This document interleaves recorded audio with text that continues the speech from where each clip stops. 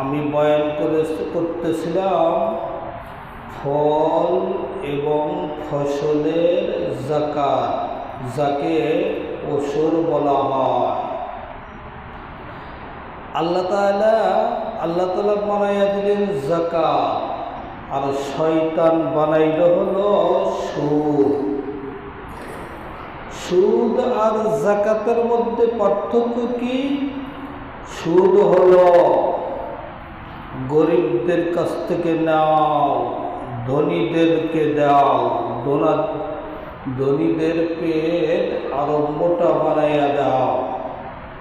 আর যাকাত হলো ধনীদের কাছ থেকে নাও, অভাব বঞ্চিত গরিবদের মাঝে বিতরণ করে দাও।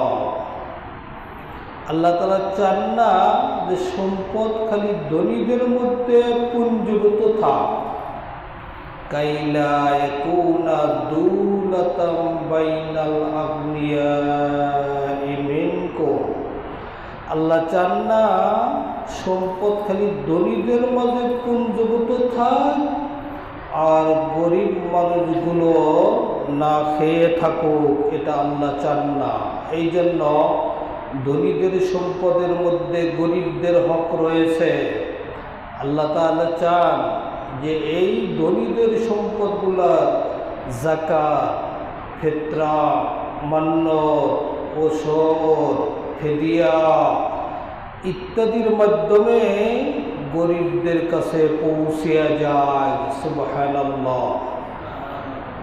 আল্লাহ তাআলা বলেন, ইন্নামা ওয়ালিয়্যুকুমুল্লাহু ওয়া রাসূলুহু ওয়াল্লাযীনা আমানুল্লাযীনা ইয়াকিমুনাস সালাতা ওয়া ইউতুনাজ যাকাতা ওয়া হুম রাকিউন।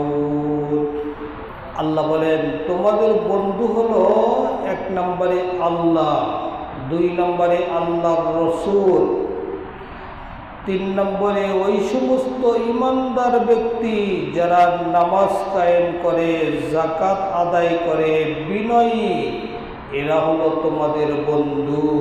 যারা যাকাত দেয় না সম্পদের থেকে, তারা কখনো দ্বীনি মুসলমানদের ভাই হতে পারে না, বন্ধু হতে পারে না।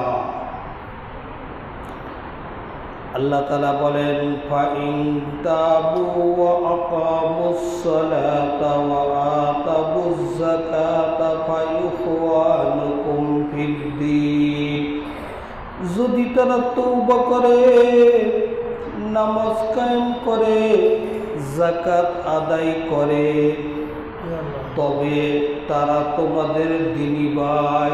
আর যারা শুধু নামাজ পড়বে, সম্পদের হক, যাকাত, ওশর আদায় করবে না, তারা তোমাদের দ্বীনি ভাই নয়।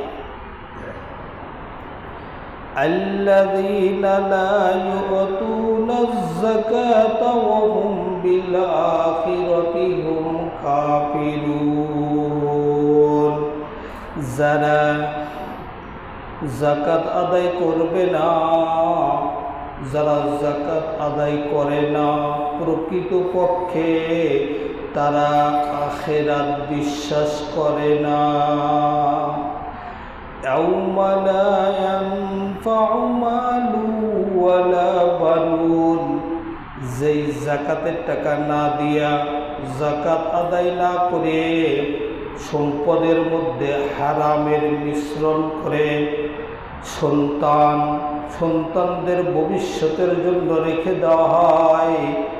আল্লাহ বলেন, ওই দিন, হাসরের দিন, ইয়াউমা লা ইয়ানফাউ মালুন ওয়ালা বানুন, এই সম্পদ এবং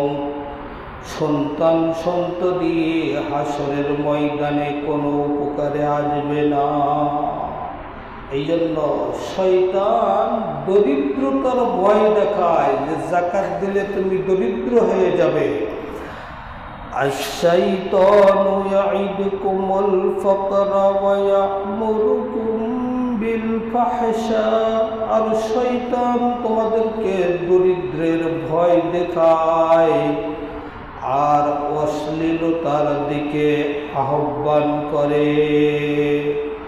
আল্লাহু ইয়াইদুকুম মাগফিরাতাম মিনহু ওয়া ফাদলা, আর আল্লাহ ক্ষমা এবং অনুগ্রহের প্রতিশ্রুতি প্রদান করেন। আল্লাহু ওয়াসিউন আলিম, আর আল্লাহ হচ্ছেন সর্বশ্রোতা সর্বজ্ঞাত। এই জন্য ফল এবং ফসলের যাকাতকে ওসর বলা হয়। আমি গত জুমায় বয়ান করেছি, যেই ফসল যেই ফল কোনো পানি সেচ না দিয়া, সার না দিয়া, কীটনাশক ভিটামিন প্রয়োগ করা লাগে না, এমনিতেই হয়, ওই ফল বা ফসলের যাকাত 10 মণে 1 মণ। আর যেই ফল যেই ফসল যেই অর্থকরী দ্রব্যগুলো পানি সেচ দিয়া, কীটনাশক দিয়া, ভিটামিন লাগাইয়া, সার দিয়া উৎপাদন করা হয়, আল্লাহ বলেন, বান্দা বান্দি, এখন তোমার খরচ হয়েছে বেশি, এখন তোমাকে 10 ভাগের 1 ভাগ দিতে হবে না, 10 মণে 1 মণ দিতে হবে না, এখন তুমি 20 মণে 1 মণ দেবে, 20 ভাগের 1 ভাগ দিতে হবে।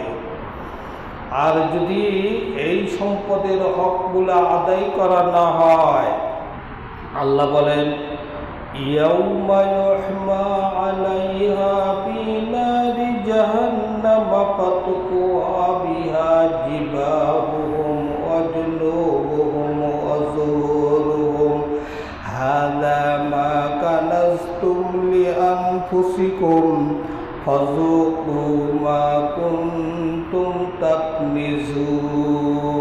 আল্লাহ বলেন, সেই হাসরের কঠিন ময়দানে যেই সম্পদ থেকে সম্পদের হক আদায় করা হয় না, যাকাত দেওয়া হয় না, ওষুধ দেওয়া হয় না, ওই সম্পদগুলা জাহান্নামের আগুনে উত্তপ্ত করা হবে। দুনিয়ার আগুনই যথেষ্ট ছিল, জাহান্নামের আগুনে উত্তপ্ত করা হবে। দুনিয়ার যে আগুনের মধ্যে লোহা যদি পোড়ায়া ওইটা দিয়ে সেক দেওয়া হয়, লাল বানায়া, কত কষ্ট হবে। আর জাহান্নামের আগুন দুনিয়ার আগুন থেকে 70 গুণ তেজস্বী। সেই জাহান্নামের আগুনের মধ্যে সেক দেওয়া হবে। জিবাহুহুম ওয়া জুনুবুহুম ওয়া যুহুরুহুম, সেই সম্পদগুলা জাহান্নামের আগুনের মধ্যে সেক দিয়া উত্তপ্ত করে তার কপালে, পার্শ্বদেশে এবং পৃষ্ঠদেশে সেক দেওয়া হবে। কি জন্য? কপালে, পার্শ্বদেশে, পৃষ্ঠে কেন সেক দেওয়া হবে? বখিল ব্যক্তি, বখিল মালদার ব্যক্তির কাছে যখন কোনো সাইল এসে হাত পাতে অথবা যাকাত চায়, ওসর চায়, তখন এই বখিল ব্যক্তি গুরু কুঞ্চিত করে, কপালটা গুছি করে অসন্তুষ্টির ভাব দেখায়। এরপরেও যদি সাইল ব্যান ব্যান করতে থাকে, তখন সে এরকম পাশ কাটিয়ে যাওয়ার চেষ্টা করে। যদি এতেও ওই সাইল চলে না যায়, তখন সে পৃষ্ঠ প্রদর্শন করে না করে দেয়। এই জন্য আল্লাহ তাআলা এই সম্পদকে জাহান্নামের আগুনে উত্তপ্ত করে আগে সেক দিবে কপালে, এরপরে পার্শ্ব দেশে, এরপরে পৃষ্ঠদেশে সেক দেওয়া হবে। হাদা মা কানাজতুম লিআনফুসিকুম, তখন এই সম্পদ বলবে, আমি তোমার সঞ্চিত সম্পদ। ফাযুকু মা কুনতুম তাকনিজুন, যেই সম্পদের হক তুমি আদায় করো নাই, এই জন্য স্বাদ গ্রহণ করো, মজা গ্রহণ করো, সেই সঞ্চিত সম্পদের স্বাদ গ্রহণ করো। স্বাদ না আঘাত, যন্ত্রণা, বলেন যন্ত্রণা। এখানে মজা বলা হয়েছে, মজা না সাজা। ছেলে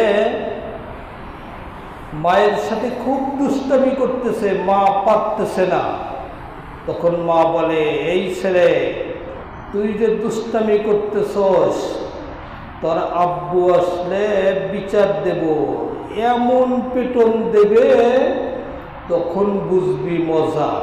আসলে কি মজা না সাজা? বলেন সাজা। এটা কুরআনুল কারীমের বাগধারা। আল্লাহ তাআলা এখানে সাজার তীব্রতা বোঝানোর জন্যে আল্লাহ তাআলা এখানে মজা শব্দ ব্যবহার করেছে।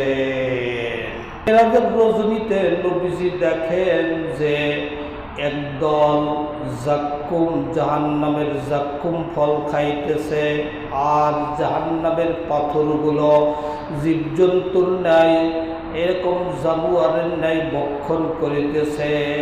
জানোয়ার যেরকম খ্যার খায়, ঘাস খায়, ওই রকম জাক্কুম ফল ভক্ষণ করতেছে, জাহান্নামের পাথর ভক্ষণ করতেছে। নবীজি সাল্লাল্লাহু আলাইহি ওয়াসাল্লাম বললেন, জিবরাইল, এরা কারা? জিবরাইল বলেন, ওগো নবীজি, এরা আপনার উম্মতের মধ্যে ওই সমস্ত ব্যক্তি যারা মালদার ছিল, কিন্তু মালের হক, যাকাত, ওসর, ফিতরা, মান্নত, ওসিয়ত, এগুলা কি ফিদিয়া, এগুলা আদায় করে নাই। শয়তান বানায়া দিয়েছে হলো সুদ, আর আল্লাহ বানায়া দিয়েছেন যাকাত। নবীজি সাল্লাল্লাহু আলাইহি ওয়াসাল্লাম মিরাজের রজনীতে দেখেন একদল ব্যক্তির পেটগুলা এত বড়, বিশাল কামরার মতো, আর ওই পেটের মধ্যে সাপ বিচ্ছুর টুইটম্বর খেলাইতেছে। নবীজি বললেন, এরা কারা? জিবরাইল আলাইহিস সালাম বলেন, এরা আপনার উম্মতের মধ্যে ওই সমস্ত ব্যক্তি যারা মালের যাকাত তো আদায় করেই নাই, বরং এরা সুদ খাইত, এদের পেট ভরত না। আর যারা সুদ খায় এরা হলো গরিবদের রক্ত শোষণ করে। কি করে? গরিবদের রক্ত শোষণ করে। এই জন্য নবীজি মিরাজের রাত্রিতে আরো দেখেন যে একদল লোক দুর্গন্ধময় রক্তের নদীতে সাঁতার কাটতেছে। রক্ত পয়সা গেলে গন্ধ হয় না? সেই দুর্গন্ধময় রক্তের নদীতে সাঁতার কাটতেছে। আরেক দল তীরে আছে পাথর নিয়ে। যখন সাঁতার কাটতে কাটতে যখন তীরবর্তী হয়ে যায়, এই দল আবার পাথর নিক্ষেপ করে। এত জোরে পাথর নিক্ষেপ করে আবার এই নদীর রক্তের নদীর মাঝ বরাবর চলে যায়। নবীজি বললেন, এরা কারা? জিবরাইল বলেন, এরা আপনার উম্মতের মধ্যে ওই সমস্ত ব্যক্তি যারা সুদ খাইত। হযরতে আয়েশা রাদিয়াল্লাহু তাআলা আনহা হইতে বর্ণিত, নবীজি বলেন, যে সম্পদ থেকে যাকাত আদায় করা হয় না, ওই সম্পদ ধ্বংস হয়ে যায়। যেই মালের মধ্য থেকে যাকাতের অংশ আলাদা করা হয় না, ওই মালের মধ্যে হারামের মিশ্রণ থাকে। নবীজি বলেন, তোমার এই হারাম মাল হালাল মালকে ধ্বংস করে দেবে। ইয়ামহাকুল্লাহুর রিবা ওয়া ইরবিস সাদাকাত। আল্লাহ বলেন, আমি সদকাকে বৃদ্ধি করে দেই, আর সুদকে আমি আল্লাহ তাআলা ধ্বংস করে দেই। এই জন্য যদিও দেখা যায় যে যাকাত দিলে সম্পদ কমে গেল, আসলে আল্লাহ বলেন কমবে না। وقال رسول الله صلى الله عليه وسلم ইয়াকুলু কুলু আদম মালি। নবীজি বলেন, আদমের সন্তান বলে আমার মাল, আমার মাল। নবীজি বলেন, এগুলা তো তোমার মাল না, তোমার মাল তো ওইটুকু। ওয়াহাল্লাকা ইবনা আদম ইল্লা মা আকালতা ফাআফনাইত। তোমার মাল তো ওইটুকু যেইটুকু তুমি খেয়ে হজম করে ফেলেছ।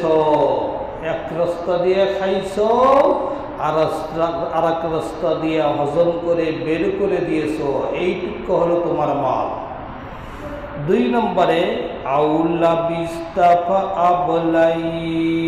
নবীজি বলেন, তোমার মাল তো ওইটুকু যেইটুকু তুমি পরিধান করে জীর্ণ শীর্ণ করে ছিঁড়ে মিড়ে ফেলে দিয়েছ, ওইটুকু হলো তোমার মাল। 3 নম্বরে আউতা সদ্দাক্তা ফাআমদাইত। তোমার মাল তো ওইটুকু যেইটুকু দান করে সদকা করে আখিরাতের জন্য জমা রেখেছ, ওইটুকু তোমার মাল। নবীজি বলেন, 1 নম্বরে যেটুকু তুমি খায়া হজম করছো ওইটুকু তোমার মাল, যেটুকু তুমি পরিধান করে পুরাতন করে জীর্ণ শীর্ণ করে ফালাইয়া দিয়েছ, ওইটুকু তোমার মাল। আর যেইটুকু তুমি সদকা করে আখিরাতের জন্য রেখে দিয়েছ, ওইটুকু হলো তোমার মাল। عن أبي هريرة رضي الله تعالى عنه قال قال رسول الله صلى الله عليه وسلم من نفس عن مسلم كربة من كربة الدنيا نفس الله عنه كربة من كرب يوم القيامة। নবীজি বলেন, যে ব্যক্তি মুসলমানের পার্থিব কোনো দুঃখ কষ্ট ও পেরেশানি দূর করে দেবেন, আল্লাহ তাআলা কিয়ামতের দিন তার পেরেশানি আল্লাহ তাআলা দূর করে দেবে। এই যে যাকাত দিয়ে ওসর দিয়ে দুঃখী মানুষকে সুখ দেওয়ার চেষ্টা করা, আল্লাহ বলেন, নবীজি বলেন, কিয়ামতের ময়দানে যে এই হেল্প করে মুসলমান ভাইকে পেরেশানি মুক্ত করবে, আল্লাহ তাআলা তাকে কিয়ামতের ময়দানে পেরেশানি দূর করে দেবেন। সুবহানাল্লাহ। وَمَن يَسَّرَ عَلَى مُعْسِرٍ يَسَّرَ اللَّهُ عَلَيْهِ فِي الدُّنْيَا وَالْآخِرَةِ।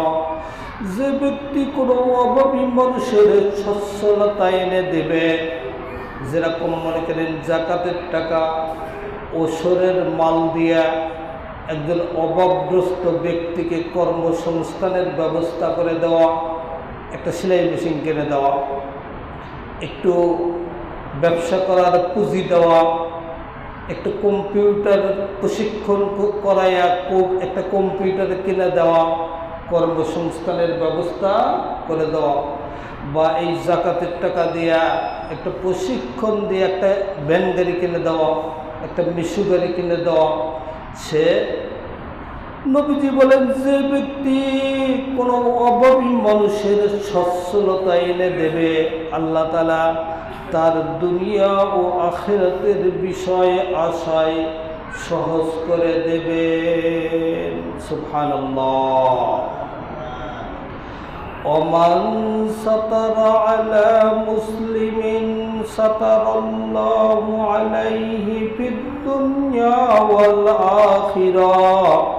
যে ব্যক্তি কোনো মুসলমানের দোষ ত্রুটি গোপন রাখবে, আল্লাহ তাআলা তার দুনিয়া এবং আখিরাতের দোষ ত্রুটি আল্লাহ তাআলা গোপন রাখবে। সুবহানাল্লাহ। আমরা তো নিজের দিকে তাকাই না, খালি অন্যের দোষ, অন্যের ছিদ্র অন্বেষণ করি, যার কারণে নিজেরাও লাঞ্ছিত অপমানিত হই। কি বলেন, ঠিক না? ইজ্জত দেওয়ার মালিককে আল্লাহ, অপমান করার মালিকও আল্লাহ। যে ব্যক্তি অপরের দোষ ত্রুটি গোপন রাখবে, আল্লাহ তাআলা দুনিয়া এবং আখিরাতে তার দোষ ত্রুটি গোপন রাখবে। আল্লাহু ফি আউনিল আবদি মা কানাল আবদু ফি আউনি আখি। আর বান্দা মুসলিম ভাইয়ের যতক্ষণ পর্যন্ত মুসলিম ভাইয়ের সাহায্য করতে থাকবেন, আল্লাহ তাআলা ততক্ষণ পর্যন্ত তাকে সাহায্য করতে থাকবে। আমাদের মধ্যে এটা নাই। একজন ভালো চললে হিংসার জ্বালায় বাসি না, কেমনে ওরে দাবাইয়া দেওয়া যাবে এই চেষ্টা করতে থাকি। وقال رسول الله صلى الله عليه وسلم ارحموا من في الأرض يرحمكم من في السماء। নবীজি বলেন যে তোমরা জমিনে যারা আছে তাদের উপরে রহম করতে থাকো, তাহলে আসমানে যিনি আছেন তিনি তোমার প্রতি রহম নাজিল করবেন। এই জন্য এই হাদিসটা রাওয়াহু তিরমিজি শরীফের 1425 নম্বর হাদিস, আবু দাউদ শরীফের 4946 নম্বর হাদিস। আল্লাহ তাআলা আমল করার তৌফিক দান করে। এই জন্য এই যে ফসল কাটতেছি, এই ফসলের মধ্যে ফসলের যে হক, ফসল কাটার দিনেই এর হক ওসর আমরা আদায় করে দেব। আল্লাহ তাআলা তৌফিক দান করেন। এই ওসর শুধু ধান নয়, ধান, গম যা যা আছে এগুলা ফল সবটার ওসর আদায় করতে হবে। এমনকি নবীজি বলেছেন যেই সমস্ত দ্রব্যগুলো খাওয়া যায় না, পাট অর্থকরী দ্রব্য, তুলা চাষ করা হয়, পাট চাষ করা হয়, রেশম চাষ করা হয়, এগুলারও ওসর আদায় করতে হবে। ওসর আদায় করলে নবীজি বলেন যে কমবে না। তুমি মনে করতেছো যে কমে যাবে, কমবে না, বরং আল্লাহ তাআলা ওই সম্পদ আরো বাড়াইয়া দেবে। এই জন্য এই যে ফসল কাটতেছি, আল্লাহ বলেন কুলু মিন সামারিহি ইদা আসমারা ওয়া আতু হাক্কাহু ইয়াওমা হাসাদি।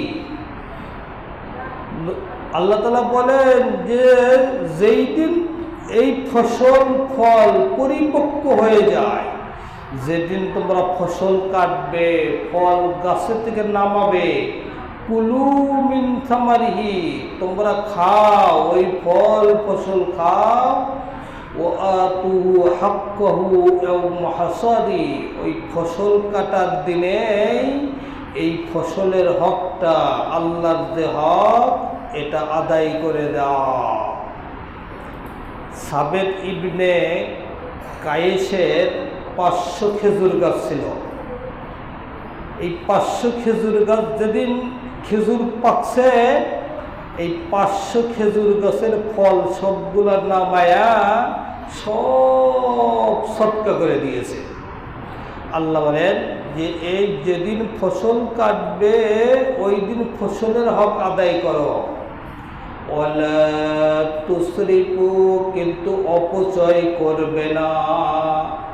সাবিত ইবনে কায়েস রাদিয়াল্লাহু তাআলা আনহু স্ত্রী পুত্র পরিবারের জন্য না রেখে 500 খেজুর গাছের যত খেজুর হয়েছে সব দান করে দিয়েছে। আল্লাহ তাআলা আয়াত নাযিল করলেন ওয়ালা তুসরিফু, এটা আল্লাহর কাছে পছন্দনীয় না, তোমরা অপচয় করো না। তুমি তোমার পরিবার পরিজনের